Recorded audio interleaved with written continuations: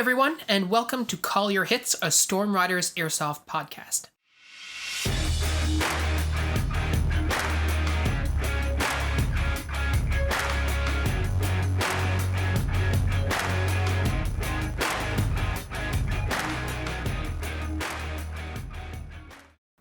Thanks for joining us, everyone.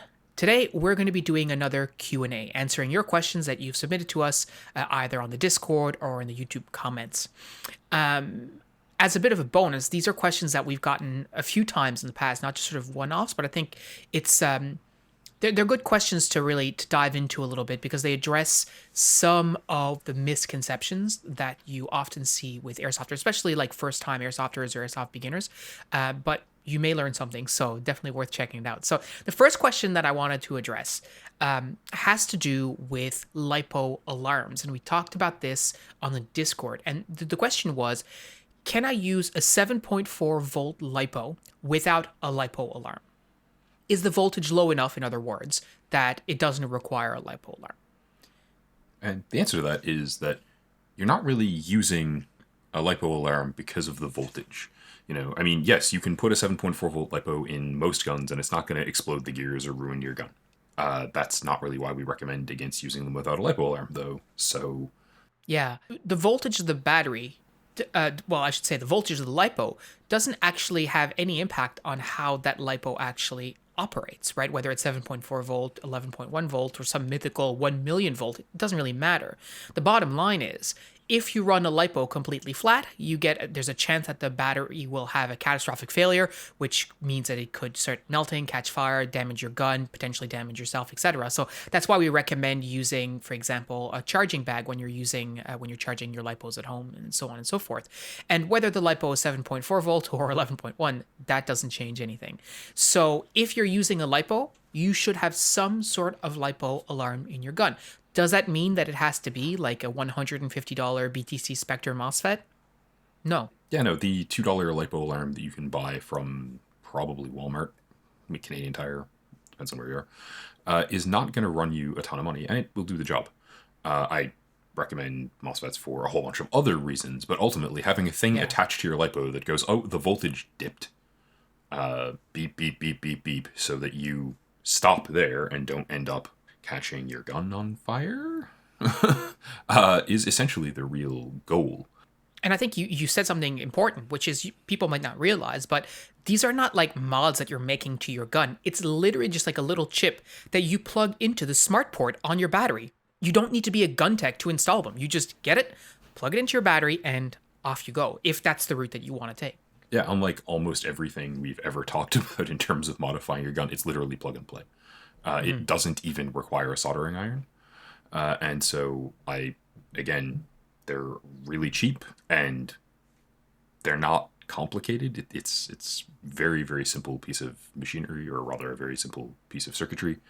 And the cheapest airsoft gun you're going to find in Canada is still like $200. So a $2 part that will prevent your gun from exploding and let you run a Lipo. Hey, great. It gives you the better trigger response, regardless of what you're running. If you don't have a MOSFET, you're going to get a little bit of trigger arcing. You'll eventually have to replace your trigger contacts if you're using a Lipo. But that's, a 6 month to 2 year wear and tear problem, not a my gun's going to light itself on fire problem. And to be clear, the Lipo alarm is not going to prevent any of that arcing, right? That's not the purpose of the Lipo alarm. One of the benefits of the Lipos is that increased trigger response. That's why we like them. But it's two separate problems that we're talking about here. The Lipo alarm really just exists to prevent your gun from catching fire and causing problems for yourself down the line, let's say. Even if it's not a catastrophic failure in terms of like damaging your airsoft gun, it's still not a fun experience. And worst case scenario, you're wasting a battery when you could have easily not done that. Now, some people might tell you, oh, well, when you get to know your gun, you can tell when the battery voltage is going down. All that is true, but like a $4 part, let's say, or $5, let's say, is as an added safety net, you can't go wrong. Now, I will say, when we were talking about this in the Discord, one of our users from Finland, Sepuli, was saying that he has one, but it's never really worked from like the day one. It's always been beeping sort of randomly. So I would certainly advise, if you get a Lipo alarm and you have the budget, just get two, like Pat was saying. You just get a couple, and if one doesn't work, you can just swap it out for another one, and hopefully you'll get one that has better QC and actually will work. But again, they're very inexpensive, and the benefit that you get from them is great. Yeah, they're, again, they cost nothing, and you can go YouTube quite a number of videos of people who just had really bad experiences with LiPo batteries where their gun caught on fire. And yes, the chances of that happening to you are pretty low, especially if you're paying any kind of attention to, like, oh man, my gun is really sounding different. Okay. Mm-hmm. But why take the chance, right? Absolutely. It costs pennies compared to the cost of everything you're rocking for Airsoft, right? And I'm sure someone listening to this is like, oh, well, like it doesn't have a very high chance of lighting on fire, and yet, unless you're really stupid with it. That's cool. But do you want to roll those dice? Yeah, really? like... Yeah, it's really not worth the risk, especially when there's such a cheap solution out there. And as well, like as you continue, you progress with your kit, especially let's say you're a beginner or whatever, and you're just getting your first gun, etc. As you progress with your kit, as you start doing more upgrades to your gun, as you perhaps change to like an 11.1 volt lipo, and you just decide you want to use lipos as your main battery type as opposed to other stuff, down the line, let's say, you will naturally get other upgrades, including perhaps a MOSFET, which will mean that you don't really need that lipo alarm anymore, but you still have that protection from other pieces of kit, and that's great. But in the interim, there's really no reason not to get one. So if you're looking at a 7.4 volt and going, cool, I don't need a lipo alarm, you're looking at the problem incorrectly, and you absolutely should be getting, if you're using a lipo, you should be using some sort of lipo alarm, no question. And if you're the sort of person who ends up with multiple guns, get more than one, right? This is not a part that costs enough for it to matter, right? You should basically have one of these per battery you own.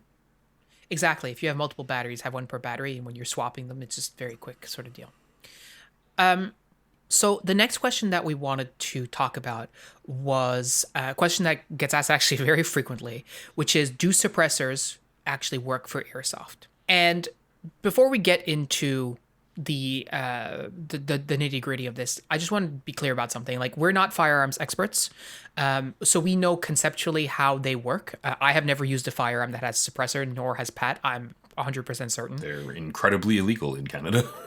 Right. So we've never had the opportunity to shoot suppressed weapons of any sort. So we know conceptually how they work, but we don't have that experience. And what's very important to recognize about what suppressors do in real life on real firearms versus how an airsoft gun operates is very, very different. So at a very basic level, based on our understanding, when you shoot a real gun, there's a small controlled explosion that goes off in the barrel that propels your projectile out of the barrel, and as it increases speed, depending on the ammunition, the projectile will break the speed of sound. You'll hear a lot of report from the gases that are exiting the barrel, and it makes a bit of a racket. That's why people wear ear protection when they're shooting real steel guns. Turns out explosions make a lot of noise. Go figure. Who would have thunk it? And breaking the sound barrier too, right? So what a suppressor will do, as many of you I'm sure know, will capture a lot of these gases, slow the projectile down, so that the report that comes out of the barrel is reduced in volume. Now, does it make your gun completely silent? No. Like the stuff you see in the movies, we all know it's not reality. Suppressed weapons are still quite loud. The only difference is that when they are suppressed, they are less loud. It makes it harder for the enemy that you're shooting at to actually find and locate your position. It removes, muzzle flash, all this kind of stuff. And again, not an expert, a little bit out of my depth, but fundamentally, that is how a suppressed weapon in the real world works. Now let's talk about airsoft guns. Where does the noise come from when you fire your airsoft gun? There's really two places. Number one is your motor that is actually spinning and turning your gears and cycling your spring and your piston. And then the second part is that thwack of the piston actually slamming forward and creating that puff of air. Now, we know the airsoft projectiles are not supersonic, right? We're all very thankful for that. Yeah, if you've built an airsoft gun where your projectiles are supersonic, don't take it to an airsoft field. but do send Yeah. me a video of you firing it at like a target dummy or something on YouTube. So now that being said, we're talking about AEGs here. Obviously, we'll talk about GBBs in just a second. So, but with respect to an AEG, you put a suppressor on your gun. There are no gases that need to be captured. The projectile does not need to be slowed down in any real capacity. In fact, you don't want that to happen.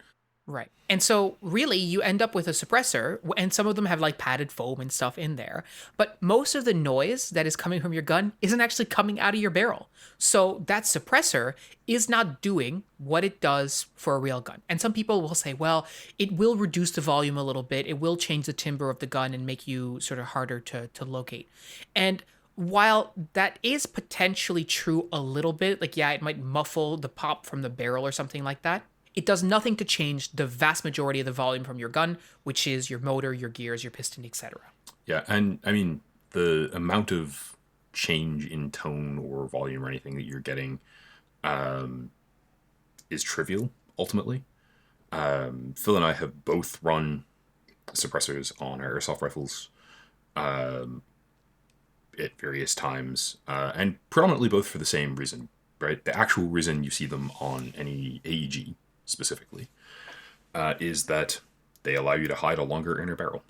And in fairness, that's most of why you'd use them on a GBB as well, right?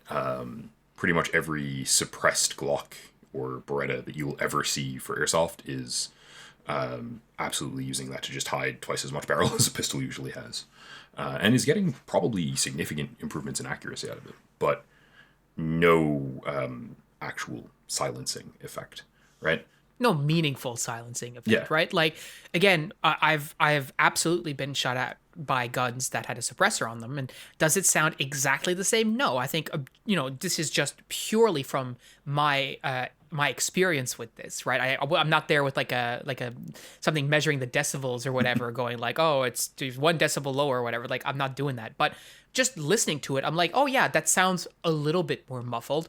Can I still tell basically where the AEG is and who's shooting at me? Well, yeah, and that's also because in airsoft, people are shooting at you from 150 feet away, right? They're shooting at you from like 50 meters away. You have no trouble seeing someone, as opposed to in the real world where you might be engaging someone hundreds of meters away, in which case it becomes a lot harder to spot them because it's just physically hard to spot them because they're so small at that range. If they're 200 meters away, it's harder to see someone than if they're 50 meters away, right? 75% harder to spot them, in fact, right? So I'm not sure that's how that works.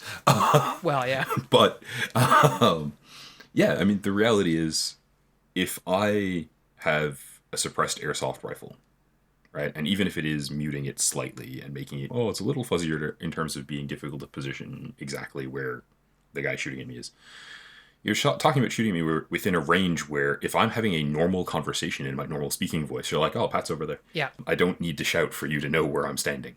So, yeah, I mean, we've both run them. We've both sort of tested this one in the sense that we've been shot at with airsoft guns with suppressors on them. We've been shot at people using them. It did not help me hide in the woods. My camo does that. Yeah. It didn't help me, be undetectable. And I know any of you guys who've actually seen me, yes, I'm a huge Bronchosaurus, but I can actually move decently quietly in the woods. Years of practice. The actual result with the airsoft gun is, yeah, it's not effective. Yeah. Well, I mean, if you're not convinced, just think about a bolt action, right? A bolt action airsoft gun. So with a bolt action airsoft gun, it is fundamentally the same as an AEG in terms of function, except that instead of having a gearbox that pulls your piston for you, you just do that by hand, right? We've all seen, or many of us, most of us, I would say, have all seen a bolt action rifle being fired in airsoft, and we know how quiet that is. Why is it so quiet? It's because there's no motor, right? It's because there's no gears. The only thing we hear is that sort of like the little thwack and the little pop from the barrel, like a little poop or whatever. And that's it, right?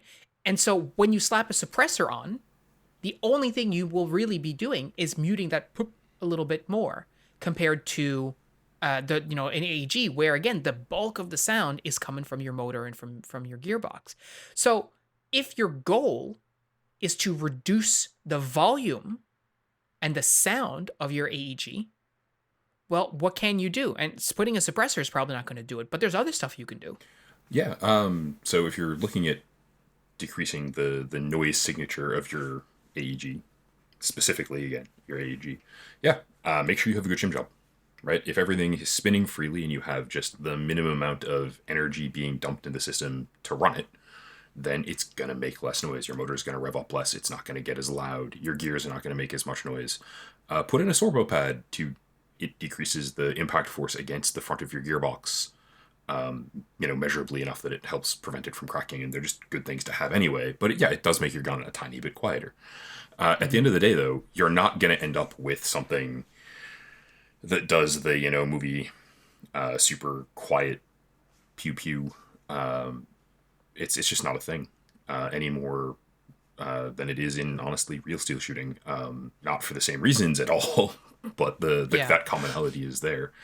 And the same remains kind of true for gas blowback systems for airsoft, because a lot of the noise your gas blowback makes is actually the waste gas that it's venting backwards to action itself. Because gas blowbacks are tremendously inefficient so that they kick, right? Like the system that's making them recoil isn't the system that would do that in a real steel firearm in any way. It has basically nothing in common with it other than that there's expanding gas, and that, I guess, in the case of a lot of stuff we use, the gas is combustible, but don't light it on fire. The result is, however, that, a lot of the noise is actually the gas that's actioning the gun, and very little of the noise is the gas that's propelling your BB. The quietest airsoft guns I've ever handled are HPA guns, or CO2. Stefan on our team has relatively recently built.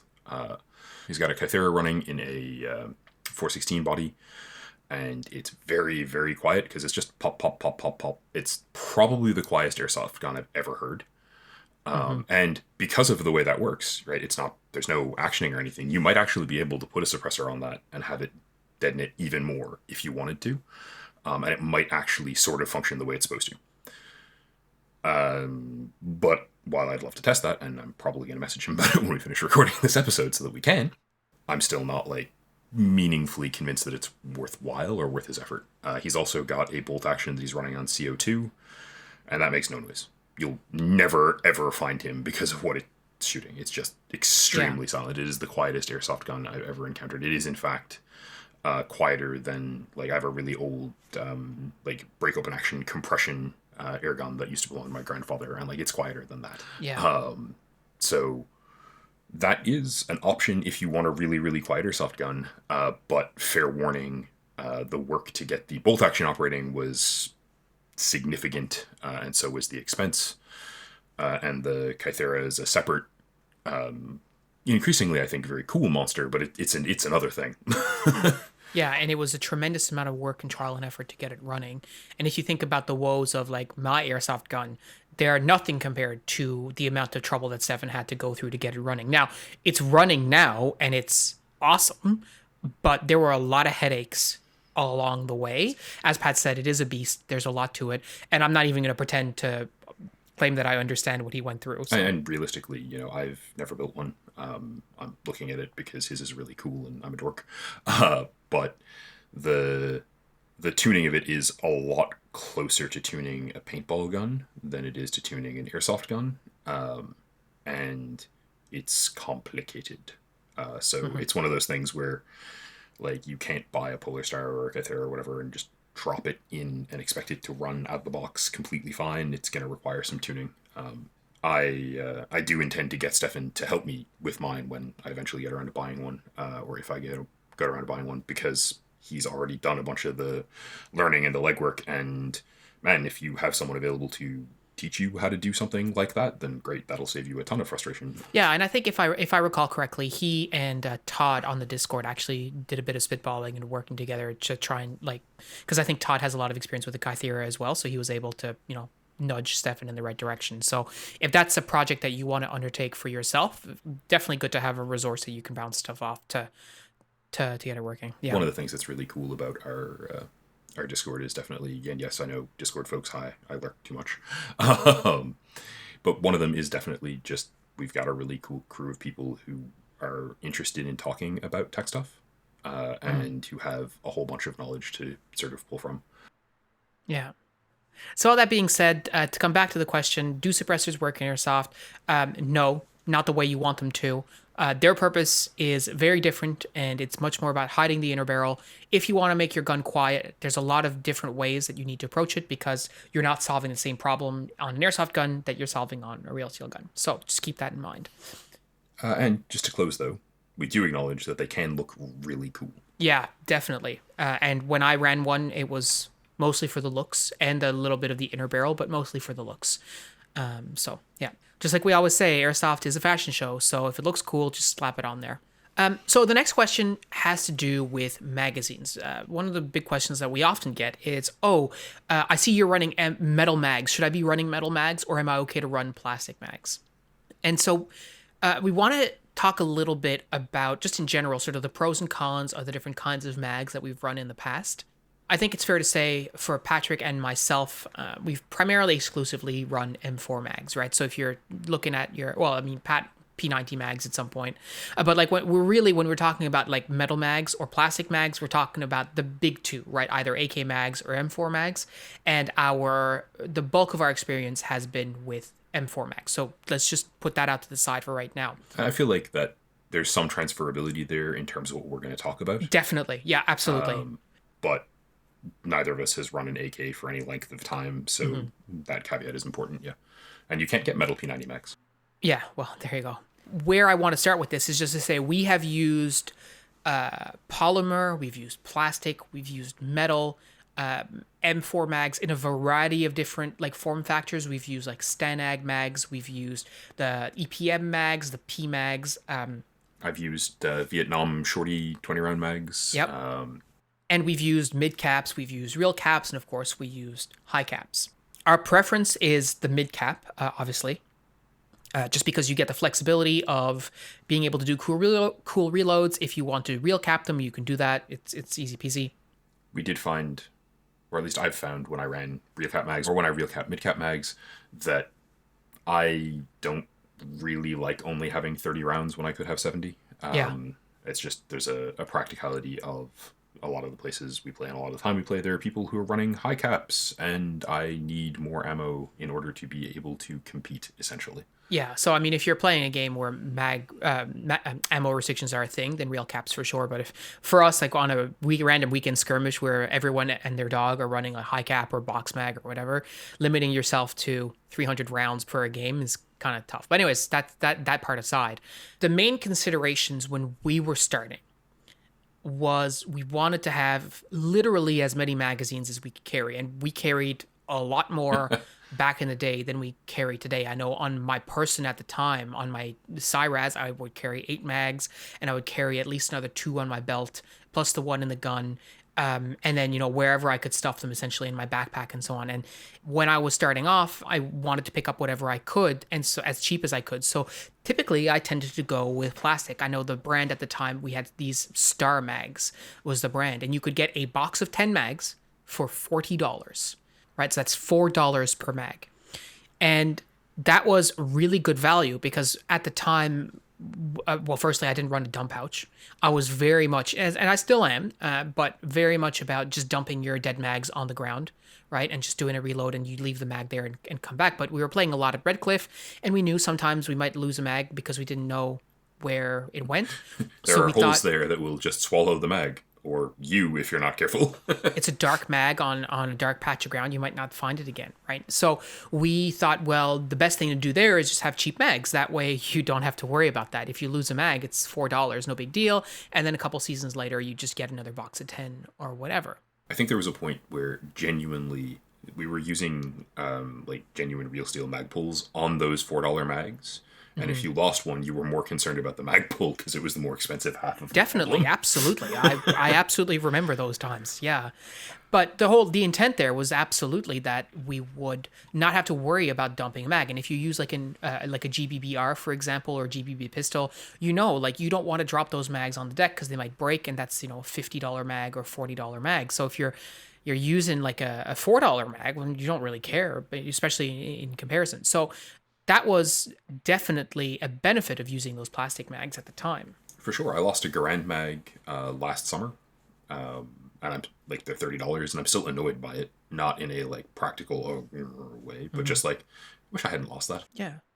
And so there's tons of manufacturers of plastic mags, but the challenge is with the plastic mags is that they are, generally speaking, not as long lasting, like not built as well. So the spring will wear down faster. Like they're cheaper made. The shell might crack if the QC is really bad, and they might not feed the way that you want them to. Right, just because maybe they're not made to the same tolerances, which is a huge problem we know in airsoft. We see a lot. Maybe the spring gets caught on the track that it's in because it wasn't sanded down properly. That's a real problem you can have with some mags. And these are, I mean, we're paying $4 for them, so there's sort of a you get what you pay for Definitely. situation there. But, these mags did have a whole lot of like, oh yeah, I'm going to hold the mag in my gun in the correct position to get it to fire, and that's a pain. Right? Totally. It's just annoying. Well, if you look back to one of our first videos, the tips for beginners video, one of the tips that I tell people in there as a side note is if your mags don't feed, tape them so that increases the friction so they seat a little bit better.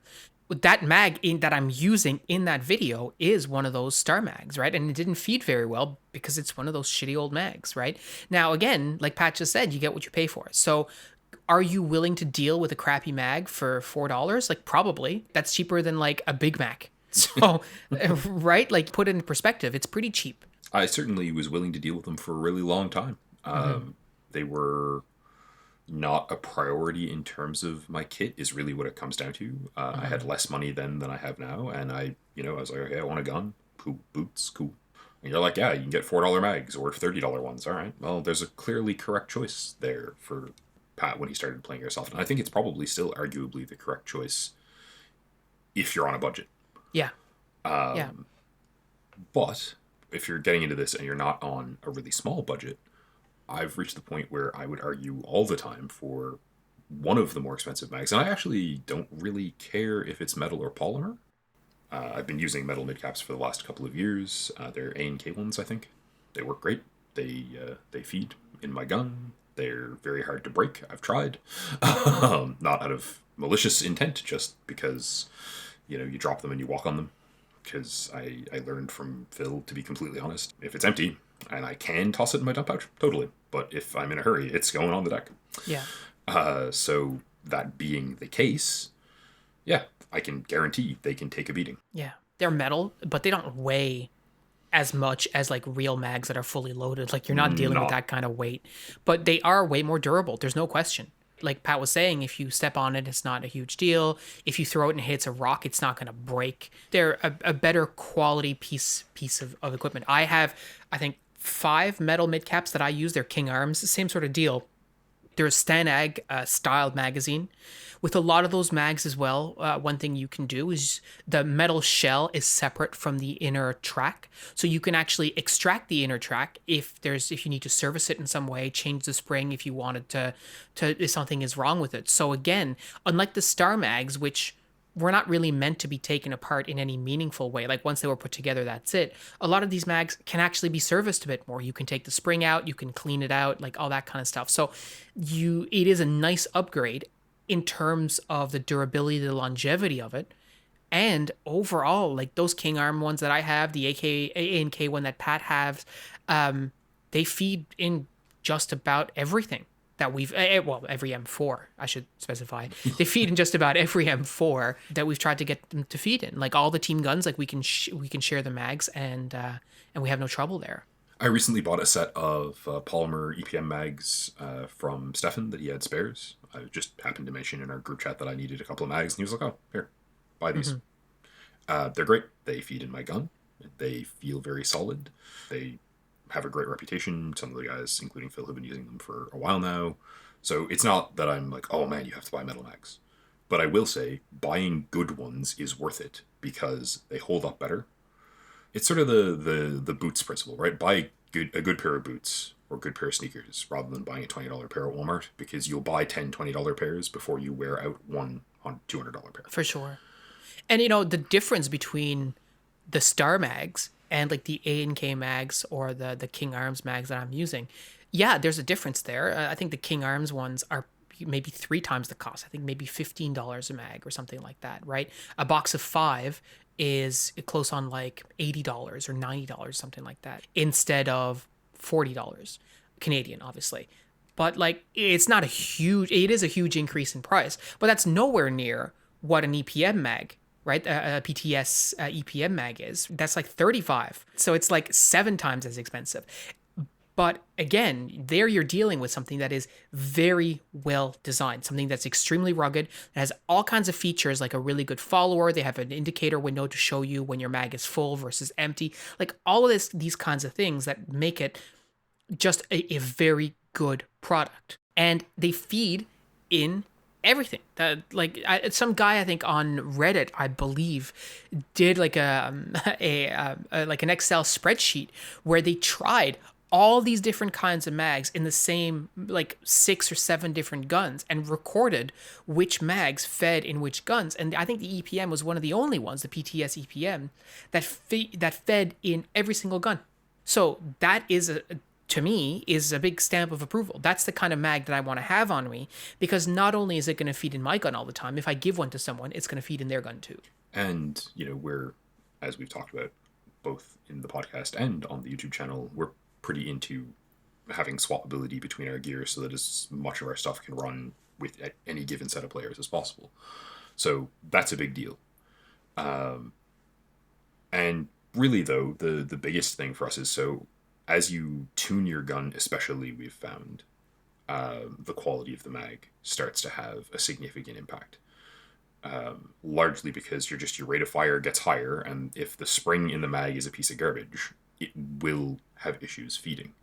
There's also some sort of tactile pleasantness to having something solid. Like those Star mags, I could torque them and break them in half with my bare hands, right? Yeah, like, definitely. they were made out of the cheapest plastic imaginable. Yeah. Now, don't get me wrong. There were definite benefits to that, right? They fed in both of our G&G scars. They fulfilled the requirement for compatibility that we had at the time. They were dirt cheap, so we didn't really get pissed off when we lost them. But yeah, to borrow from the Russian idiom, quantity has a quality all its own. Like the $4 mag does have positive value. Yeah, for sure. And so I think it's interesting in that progression for us to go from the cheap mags that we don't care about losing to like these more expensive mags that we care more about losing. But now we have a setup, I think, where, yeah, we will dump mags on the ground, but we also, firstly, like I carry a dump pouch now when I didn't back in the day, but I'm more conscious of where I'm dumping my mags, number one. When we're playing mostly at frontline, sometimes we spend a little bit of time looking for mags on the field, but that doesn't happen very often. And quite frankly, if I'm in a position now where I would be concerned about losing my mag or like dumping it in a swamp or whatever, then it goes in my dump pouch instead. It's not a big adaptation, where before I would have really harped on the fact that, oh, you need to always dump it on the deck because it's faster, it's faster, it's faster. Now I understand with my experience that, yeah, it's faster to do it that way, but that little extra second is really not going to do too much harm to me on the field. You know what I mean? And the counterpoint to that is, so if we're talking about playing at frontline, and I think we've done that enough that people have sort of some idea of what the field looks like even. There is this sort of situation where, like, if you're playing on the brushier parts of the field, you're more likely to dump your mags into your dump pouch than you are to toss them on the deck, right? I think you are. I think everyone on our team is really. Yeah, for sure. But those are also parts of the field where you have a really long engagement range. And where you're not doing CQB. So realistically, you probably do have time to duck down behind whatever cover you're using and do that in a way that's not going to be detrimental to you or your team. Yeah. If we're playing a village game, which is, as we've talked about before, all about, CQC and pretty much personal skills, like all the way, yeah, it hits the deck.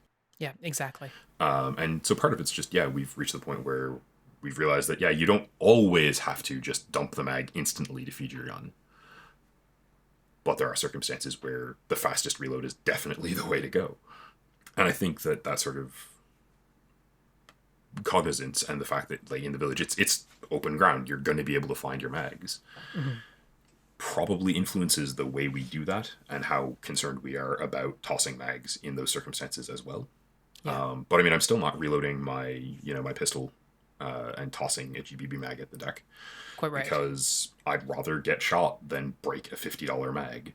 Yeah, and have exactly. to either fix it or buy a new one. Yeah, so to come back to the question itself, like, should you be using plastic mags or metal mags or what have you? And really the answer is you should be using whatever kinds of mags will best suit your particular play style, and also your budget, right? If you only have the money for plastic mid caps, that's fine. Like that's what we did for years, and you can replace them piecemeal, right? You can. For the longest time, I had 5 metal mags, and I had 5 crappy plastic mags, and I replaced them like one at a time or two at a time with PTS mags, as I had a little bit of money to do that. So there's nothing wrong with doing that either, but I would absolutely, as Pat also would as well.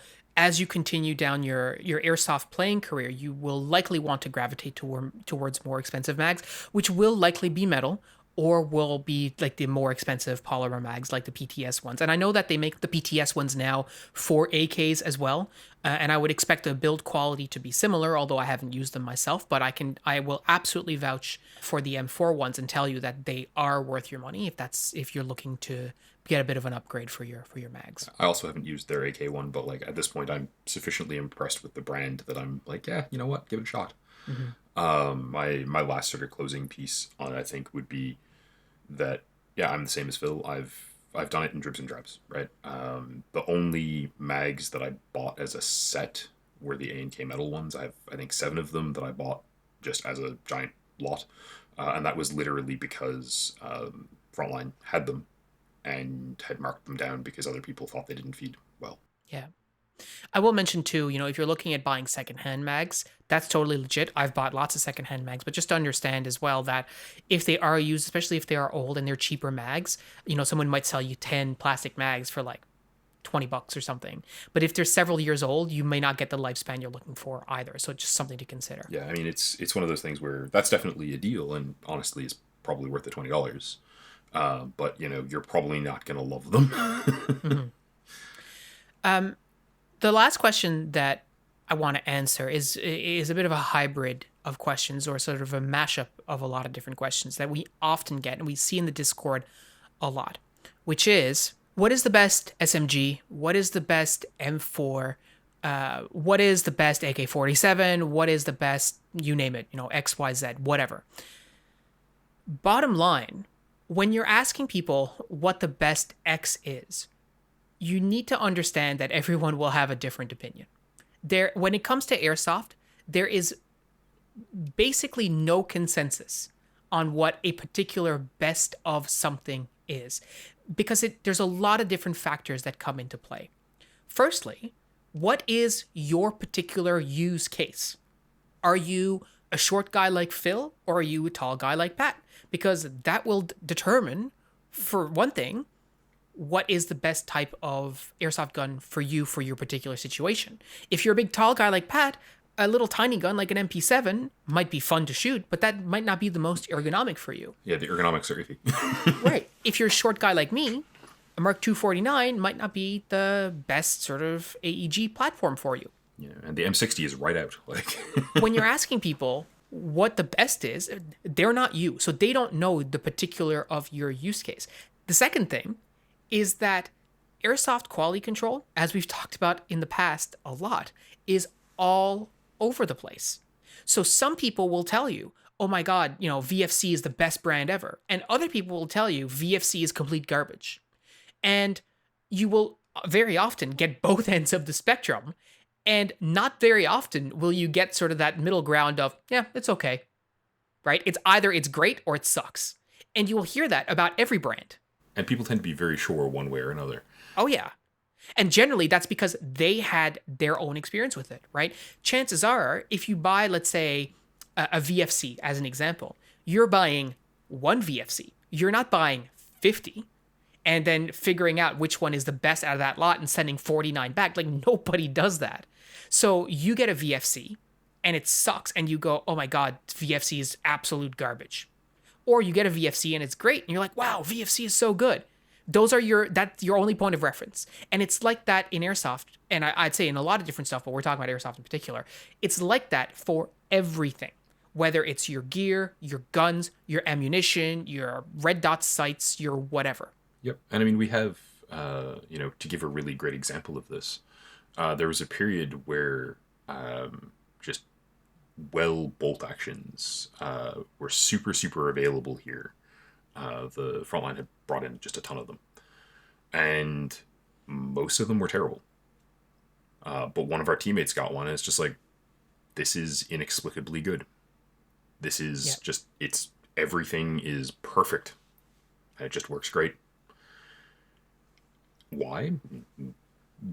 Factory tolerances sometimes work out in your favor, Yeah. but sometimes they're awful, and there's very little you can do to ameliorate that. There is value to looking at brands and looking at reviews of specific guns, but just because Classic Army makes a good AK for argument's sake, and I'm not sure offhand if they do at the moment, but like just because they made a good AK, or I used to use the Classic Army M16, it was great, right? I was very happy with it. That doesn't mean you want to buy a Classic Army P90.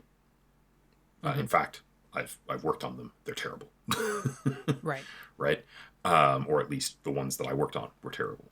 So it's one of those things where, yeah, asking us what the best thing is fine. I mean, we'll try to answer the question, but it's hard to give you a useful answer.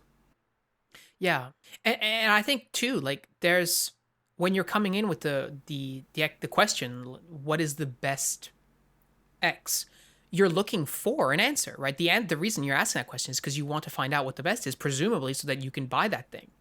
And the reality is that number one, there is no single one best thing, and it will highly depend on what you want to do with that thing, right? So there's a lot that goes into even beginning to answer that question in a useful way, and quite frankly, your best bet is to Google it yourself and figure out what other people are saying. And I recognize that we can be part of that, but you almost need to crowdsource that answer. You can't just ask one person, right? You can't just ask for one group of opinions. And if you're looking for a quick answer, you're just not going to find it. That because again, it's a very complex question, and that applies equally to parts. Like some people will tell you SHS parts are great, and some people will tell you they're junk.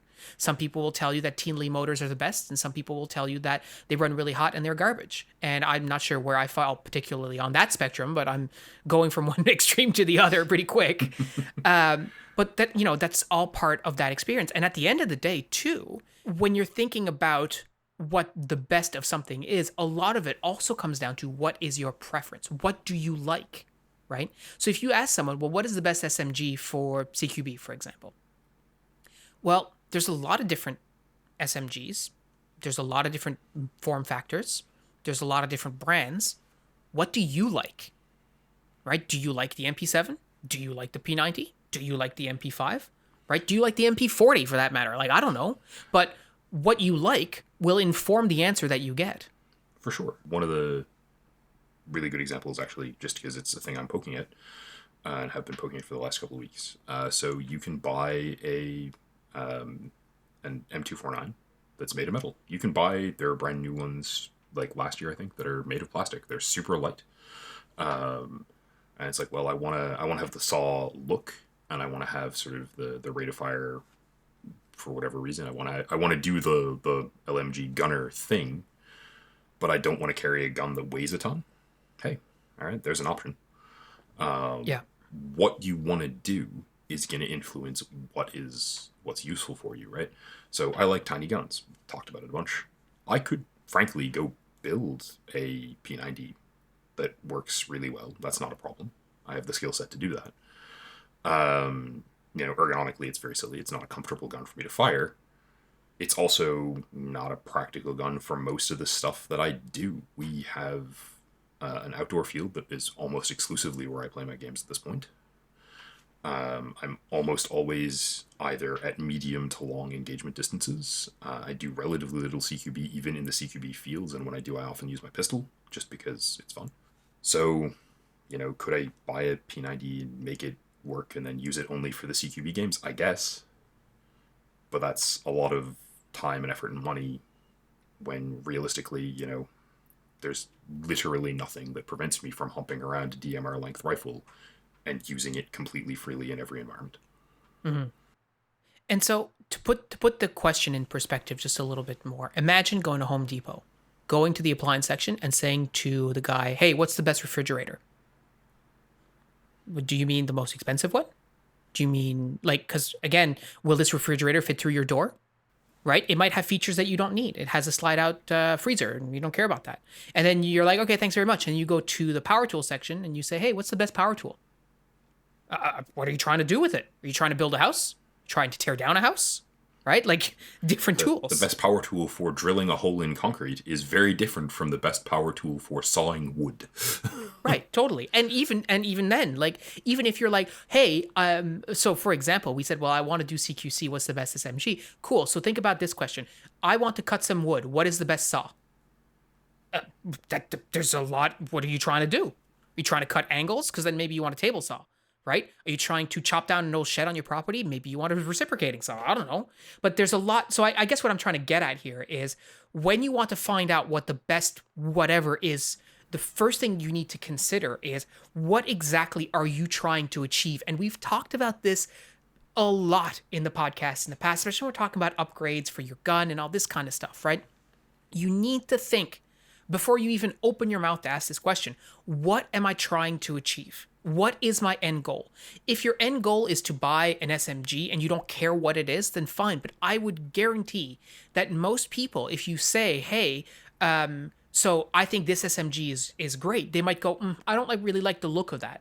Okay, well then you have some criteria around your question. We need to understand more about that. So really spend some time understanding what you're looking for in your answer before you even ask. Just asking what is the best whatever is not going to get you a useful answer, and it doesn't help people to answer your question either. I mean, as we've talked about before, right? One of the things I do when people come to me, and they come to me all the time going, hey, I want to upgrade my airsoft gun. What do you recommend? Right? The immediate question I throw back at them is, what do you want it to do? Because if the person asking the question plays predominantly indoor CQB on semi only, their needs are very different from a guy who's like, well, I actually want to be a saw gunner. It has a tremendous impact, right? So, if Phil looks at me and goes, hey, I want to make this, what upgrades should I use? I can give him a useful answer because I know what Phil's doing playing Airsoft. Like, I know what Totally, playstyle he wants totally. to be playing. I know basically his goals without really asking at this point most of the time. But if someone I don't know shows up and is like, hey, I have an M4, what should I do to it? I'm like, well, what do you want to do with it? What's the goal? Yep. Right? And I do have, my sort of like default parts list that I can roll out. But I have a bunch of questions I need to ask before I do roll that out because really our default parts list is for a mid to long range M4 build. Yeah. So the last piece of advice that I'll leave you on, and I think especially if you're like a newer player, is if you ask this question, and to be clear, I'm not trying to chastise anyone for asking this question. It is natural when you don't know about stuff. You just, I do this all the time. I'm like, best whatever 2021, right? And it's like, I'm looking for a new mechanical keyboard. Best mechanical keyboard 2021. That's my Google search, right? And that's how I start my journey into the thing I want to buy. But I really want to caution, especially like newer players who are just picking this up. If you ask the question to people, what is the best whatever, and they return an answer to you, something along the lines of, just get a Crytek, it's the best you can get.